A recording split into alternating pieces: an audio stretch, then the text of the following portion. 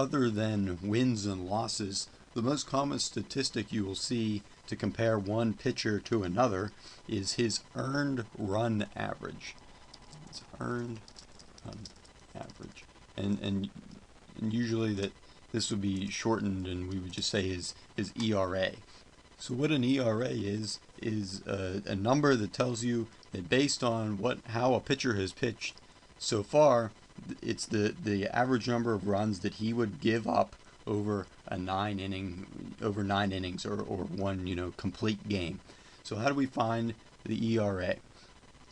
First thing you do is you would take the number of earned runs that particular pitcher has given up, and you would divide that by the number of innings that he has pitched. Innings pitched.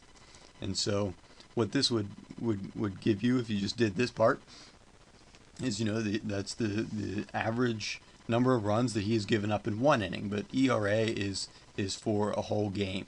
And so then what we would do is take that and we would multiply it by 9, and that would give you your ERA. So because there are 9 innings in a regulation game. So I went out on the internet and I got an example here that we can run through. It's a pretty simple mathematical thing, but just to make sure you got it covered. So I picked out a guy named Babe Ruth, and he was a pretty good baseball player, and he's more known for his pitching, or he's more known for his hitting, but he was actually a pitcher too. And so in 1917, Babe Ruth, he gave up 73 earned runs, and that was in 326 innings pitched.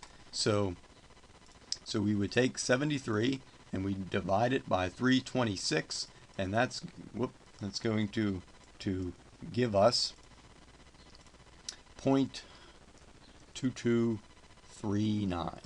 And so then we would take that number and we're going to multiply it by 9, and then what that would give us is 2.01.